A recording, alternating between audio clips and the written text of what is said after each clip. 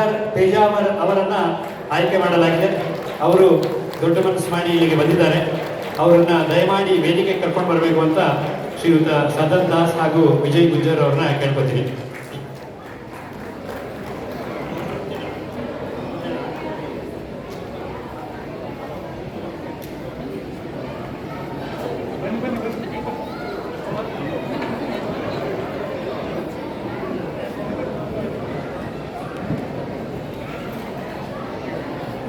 ಎಲ್ಲ ಸಜ್ಜನರು ಚಪ್ಪಾಳೆ ತಟ್ಟುವುದರ ಮುಖಾಂತರ ಶ್ರೀಯುತ ಸುಧಾಕರ್ ಅವ್ರನ್ನ ವೇದಿಕೆಗೆ ಬರಮಾಡಿಕೊಳ್ತಾ ಇದ್ದೇವೆ. ದಯಮಾಡಿ ಅವರು ಈ ಒಂದು ಆಸನವನ್ನು ಸ್ವೀಕರಿಸಬೇಕು.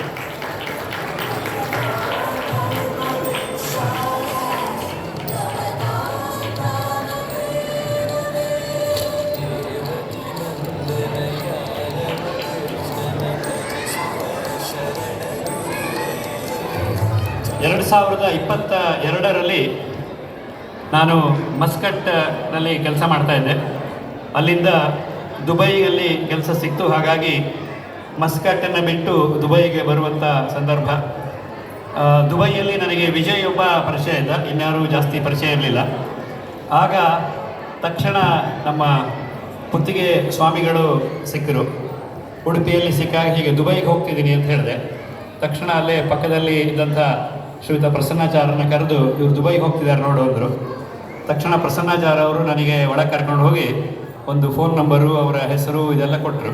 ಮತ್ತು ಅದೇನು ಯಾರು ಅಂತ ಹೇಳೋದು ಬೇಡ, ಶ್ರೀಯುತ ಸುಧಾಕರ್ ಪೇಜಾವರ್ ಅವರ ಹೆಸರನ್ನು ಕೊಟ್ಟು ದುಬೈಗೆ ಹೋಗ್ತಿದ್ದೀರಿ, ನೀವು ಅವ್ರ ಹತ್ರ ಹೋಗಿ ಸಾಕು, ನಿಮಗೆಲ್ಲ ವ್ಯವಸ್ಥೆ ಆಗುತ್ತೆ ಅಂತ ಹೇಳಿ ಕಳಿಸಿದ್ರು.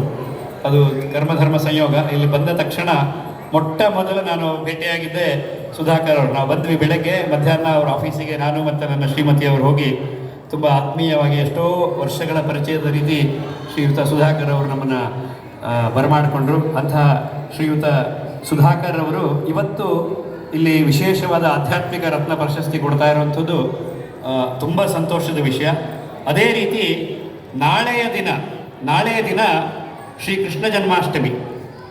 ನಮ್ಮ ಉಡುಪಿಯ ಶ್ರೀಕೃಷ್ಣನ ಒಂದು ವಿಶೇಷವಾದ ಜನ್ಮೋತ್ಸವ ಸಮಾರಂಭದಲ್ಲಿ ನಾಳೆಯ ದಿನ ನಮ್ಮ ಕೇಂದ್ರೀಯ ಮಂತ್ರಿಗಳು, ಗೃಹ ಮಂತ್ರಿಗಳು, ಇನ್ನು ಅನೇಕ ಮಹನೀಯರು ಮತ್ತು ಮಹಾಸ್ವಾಮಿಗಳ ಸಮ್ಮುಖದಲ್ಲಿ ಶ್ರೀಯುತ ಸುಧಾಕರ್ ಅವರಿಗೆ ನಾಳೆ ಮತ್ತೆ ಇನ್ನೊಮ್ಮೆ ಅವರಿಗೆ ಕೃಷ್ಣಾನುಗ್ರಹ ಪ್ರಶಸ್ತಿಗೆ ಅವರು ಪಾತ್ರರಾಗಿದ್ದಾರೆ. ಇದು ನಮ್ಮೆಲ್ಲರಿಗೆ ಅತ್ಯಂತ ಹೆಮ್ಮೆಯ ವಿಷಯ. ಇಂಥ ಶ್ರೀ ಸುಧಾಕರ್ ಪೇಜಾವರ್ ಅವರಿಗೆ ನಮ್ಮ ರಾಘವೇಂದ್ರ ಸೇವಾ ಸಮಿತಿಯ ಪರವಾಗಿ ಈ ಒಂದು ವಿಶೇಷವಾದ ಆಧ್ಯಾತ್ಮಿಕ ರತ್ನ ಪ್ರಶಸ್ತಿಯನ್ನು ಕೊಡ್ತಾ ಇದ್ದೀವಿ. ಈ ಪ್ರಶಸ್ತಿ ಪತ್ರವನ್ನು ಓದಬೇಕು ಅಂತ ನಮ್ಮವರೇ ಆದ ಶ್ರೀಮತಿ ಆರತಿ ಅಡಿಗರಿಗೆ ಕೇಳ್ಕೊಳ್ತಾ ಇದ್ದೀವಿ. ನಮಸ್ಕಾರಗಳು.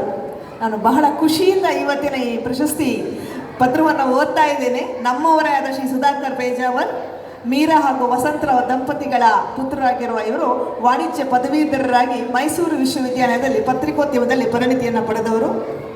ಹದಿಹರೆಯದಲ್ಲಿ ನೆಚ್ಚಿನ ಹವ್ಯಾಸಗಳಾದಂತಹ ಬರವಣಿಗೆ, ಭಾಷಣ, ನಾಟಕ, ಪತ್ರಿಕೋದ್ಯಮ, ಪ್ರಕಾಶನ, ಸಂಘಟನೆ, ನಿರೂಪಣೆ ಎಲ್ಲ ಕ್ಷೇತ್ರಗಳಲ್ಲಿ ತಮ್ಮದೇ ಆದಂಥ ಛಾಪನ್ನು ಮೂಡಿಸಿದವರು. ಇವರ ಕಾರ್ಯದಕ್ಷತೆಯಿಂದ ಮಂಗಳೂರಿನಲ್ಲಿ ಉದಯವಾಣಿ, ನವಭಾರತ, ಸಂತೋಷ, ರೂಪತಾರ, ತರಂಗ, ಕರ್ಮವೀರ ಇತ್ಯಾದಿ ಪ್ರತಿಷ್ಠಿತ ದಿನಪತ್ರಿಕೆಗಳಲ್ಲಿ 100ಕ್ಕೂ ಹೆಚ್ಚು ಲೇಖನವನ್ನು ಬರೆದು ಪ್ರಕಟಿಸಿದವರು.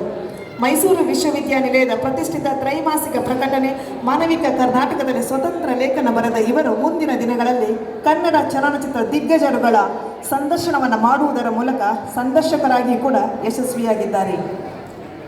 ದುಬೈನಲ್ಲಿ 40 ವರ್ಷಗಳ ನಿರಂತರ ಸೇವೆಯಲ್ಲಿ ತೊಡಗಿರುವ ಇವರು ಕರ್ನಾಟಕ ಸಂಘ ದುಬೈಯ ಸ್ಥಾಪಕ ಕಾರ್ಯಕಾರಿ ಸಮಿತಿಯ ಸದಸ್ಯರೂ ಹೌದು. ಬ್ರಾಹ್ಮಣ ಸಮಾಜವನ್ನು ಈ ವರ್ಷವಷ್ಟೇ 20 ವರ್ಷವನ್ನು ಪೂರೈಸಿದ ಬ್ರಾಹ್ಮಣ ಸಮಾಜವನ್ನು 20 ವರ್ಷದ ಹಿಂದೆಯೇ ಮಾಡಿದಂತಹ ಸ್ಥಾಪಕ ಸಂಚಾಲಕರಲ್ಲಿ ಇವರು ಒಬ್ಬರು. ಈಗಾಗಲೇ ಅವರ ಕಾರ್ಯಕ್ಷಮತೆ ಹಾಗೂ ದಕ್ಷತೆಗೆ ದೊರೆತ ಗೌರವ ಪುರಸ್ಕಾರಗಳು ಬಹಳಷ್ಟು. ಇದರಲ್ಲಿ ಮುಖ್ಯವಾಗಿ ಉಡುಪಿಯ ಪರ್ಯಾಯ ಪೀಠದಿಂದ ಸಮಾಜ ರತ್ನ ಪ್ರಶಸ್ತಿ, ಧ್ವನಿ ಪ್ರತಿಷ್ಠಾನದಿಂದ ಅಂತಾರಾಷ್ಟ್ರೀಯ ಗೌರವ, ಗಡಿನಾಡ ಸಾಹಿತ್ಯ ಹಾಗೂ ಸಾಂಸ್ಕೃತಿಕ ಅಕಾಡೆಮಿಯಿಂದ ಸಾಧಕ ರತ್ನ ಹಾಗೂ ಬ್ರಾಹ್ಮಣ ಸಮಾಜದ ವಿಪ್ರರತ್ನ ಇವರು ತಮ್ಮ ಜೀವನದ ಕಾರ್ಯ ಸಾಧನೆಗೆ ಕಾರ್ಯಕ್ಷಮತೆಗೆ ಪಡೆದ ಹಲವು ಪ್ರಶಸ್ತಿ ಪುರಸ್ಕಾರಗಳಲ್ಲಿ ಇವು ಕೆಲವುಗಳು. ಶ್ರೀ ಗುರು ರಾಘವೇಂದ್ರ ಸೇವಾ ಸಮಿತಿ UAE ಇವರು 2024ನೇ ಸಾಲಿನ ಆಧ್ಯಾತ್ಮಿಕ ರತ್ನ ಎಂಬ ಪ್ರಶಸ್ತಿಯನ್ನು ಅವರಿಗೆ ನೀಡಿ ಅವರನ್ನ ಶ್ರೀ ಗುರು ರಾಘವೇಂದ್ರ ಸ್ವಾಮಿಗಳ ಕೃಪೆಗೆ ಪಾತ್ರರಾಗ್ತಾ ಇದ್ದಾರೆ. ಇವತ್ತು ಆ ಪ್ರಶಸ್ತಿಯನ್ನು ಪಡೆದು ಇವರಿಗೆ ನಮ್ಮೆಲ್ಲರ ಪರವಾಗಿ ಅಭಿನಂದನೆಗಳು. ಅತಿಥಿಗಳು, ವೇದಿಕೆ ಮೇಲಿರುವ ಗಣ್ಯರು ಅವರಿಗೆ ತುಳಸಿಯ ಮಾಲೆಯನ್ನ ಹಾಕಿ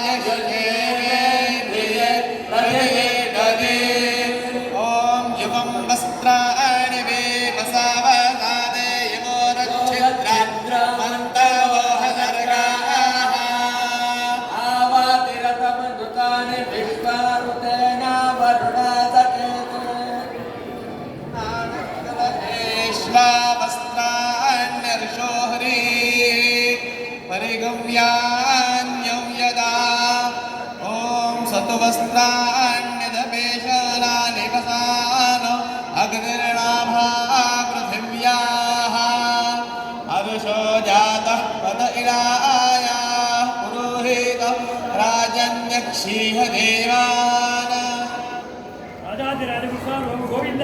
ಗೋವಿಂದ ಗೋವಿಂದ ಗೋವಿಂದ. ಈಗ ಆಧ್ಯಾತ್ಮಿಕ ರತ್ನವನ್ನ ಪ್ರಶಸ್ತಿ ಸ್ವೀಕರಿಸಿ ತಮ್ಮ 2 ಮಾತುಗಳನ್ನು ಆಡ್ಬೇಕಂತ ಕೇಳ್ಕೊಳ್ತಾ ಇದ್ದೇನೆ. ಅದಕ್ಕೆ ಪ್ರಶಸ್ತಿಗೆ ಉತ್ತರವಾಗಿ 2 ಮಾತನ್ನು ಪೇಜಾವರವರು ಆಡ್ಬೇಕಂತ ಕೇಳ್ಕೊಳ್ತಾ ಇದ್ದೇನೆ.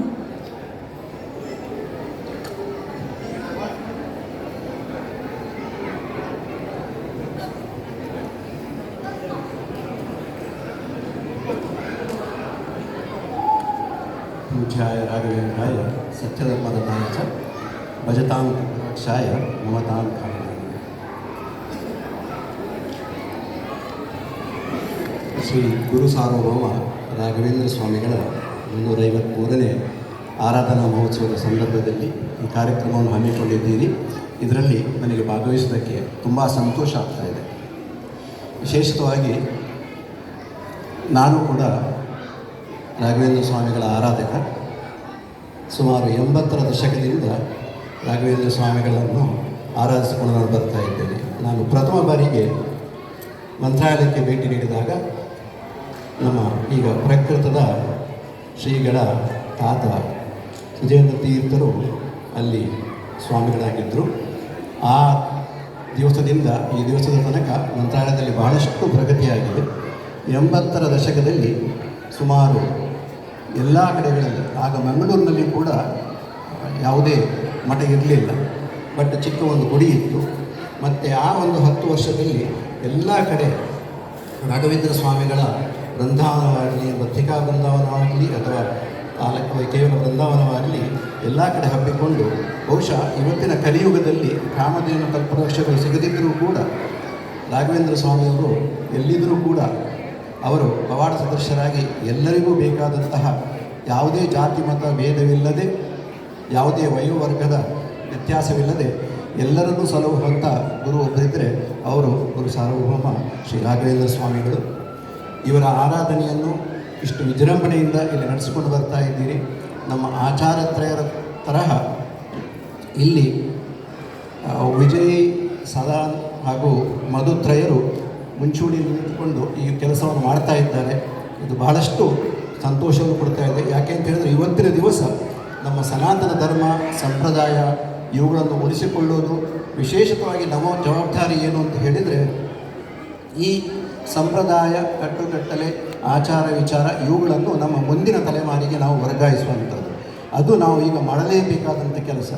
ಅದು ಏನೇ ಇರಲಿ, ಶ್ಲೋಕವಾಗಿರಲಿ, ಭಜನೆ ಆಗಿರಲಿ, ಆರತಿ ಆಗಿರಲಿ, ಪೂಜೆ ಆಗಿರಲಿ, ಯಾವುದನ್ನು ಕೂಡ ಮಕ್ಕಳಿಗೆ ಚಿಕ್ಕಂದಿನಿಂದಲೇ ಅದನ್ನು ಕಲಿಸಿಕೊಟ್ಟು ಅವರಿಗೆ ಅಧ್ಯಾತ್ಮದ ಬಗ್ಗೆ, ದೇವರ ಬಗ್ಗೆ ಹಾಗೂ ಧರ್ಮದ ಬಗ್ಗೆ ಹಾಗೂ ಭಕ್ತಿಯ ಬಗ್ಗೆ ಸದಾ ಅವರ ಮನಸ್ಸನ್ನು ಕೇಂದ್ರೀಕರಿಸುವಂತೆ ಸ್ವಲ್ಪ ಸಮಯ ದಿವಸದಲ್ಲಿ ಇದಕ್ಕೆ ಮೀಸಲಾಗಿರುವಂತೆ ಮಾಡಬೇಕಾದದ್ದು ನಮ್ಮ ಹೆತ್ತವರ ಹಿರಿಯರ ಕರ್ತವ್ಯ ಅಂತ ನಾನು ಭಾವಿಸ್ತೇನೆ. ಇಂಥ ನಿಟ್ಟಿನಲ್ಲಿ ಈ ತರಹದ ಸಮಾರಂಭಗಳನ್ನು ಅಥವಾ ಈ ಪೂಜಾ ಆರಾಧನೆಯ ಕಾರ್ಯಕ್ರಮಗಳನ್ನು ನಡೆಸುವಂತಹದ್ದು ಶ್ಲಾಘನೀಯ. ಇವುಗಳು ಇನ್ನೂ ಮತ್ತಷ್ಟು ಜರಗಲಿ, ಇನ್ನೂ ಉಳಿದವರಿಗೂ ಕೂಡ ಸ್ಫೂರ್ತಿಯಾಗಲಿ. ಇಂಥ ಕಾರ್ಯಕ್ರಮಗಳಲ್ಲಿ ಅಷ್ಟು ಹೆಚ್ಚಿನ ಜನರು ಬಂದು ಭಾಗವಹಿಸುವಂತಾಗಲಿ ಅಂತ ನಾನು ಬಯಸ್ತೇನೆ. ಅದೇ ಥರ ಯಾವುದೇ ಒಂದು ಪ್ರಗತಿಗೆ, ಮುಂಬಡ್ತಿಗೆ ಮುಖ್ಯವಾಗಿ ಬೇಕಿರುವುದು ಯೋಗ ಮತ್ತು ಯೋಗ್ಯತೆ ಅಂತೆ. ಯೋಗ ದೈವಚಿತ್ತ, ಯೋಗ್ಯತೆ ನಾವು ಪಡೆದುಕೊಂಡು ಬಂದಂಥದ್ದು, ಅಂದರೆ ನಮ್ಮ ವ್ಯಕ್ತಿತ್ವ ಅಂತ.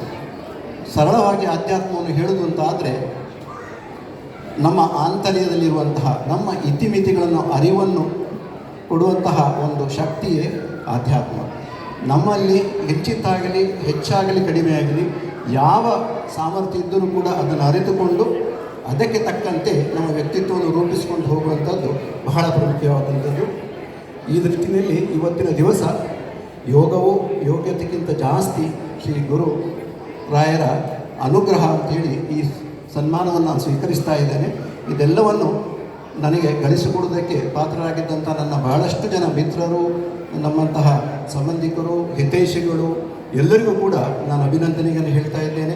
ಜೊತೆಯಲ್ಲಿ ಇವತ್ತಿನ ಕಾರ್ಯಕ್ರಮದಲ್ಲಿ ಯಶಸ್ವಿಯಾಗಿ ನೆರವೇರಲಿ ಅಂತೇಳಿ ಆ ಭಗವಂತನಲ್ಲಿ ಪ್ರಾರ್ಥಿಸ್ತೇನೆ. ಹಾಗೂ ನಿಮಗೆಲ್ಲರಿಗೂ ಶುಭ ಕೋರ್ತಾ ಇದ್ದೇನೆ. ಮತ್ತೊಮ್ಮೆ ಎಲ್ಲರಿಗೂ ಶುಭವಾಗಲಿ. ಸರ್ವ ಸನ್ಮಂಗಳಾನೇ ಬಂತು ಸ್ವಾಮಿ. ಧನ್ಯವಾದಗಳು. ರಾಘವೇಂದ್ರ ಸೇವಾ ಸಮಿತಿಯ ಪರವಾಗಿ ದಾಸ್ ಅವರು ಒಂದೆರಡು ಮಾತಾಡಬೇಕು.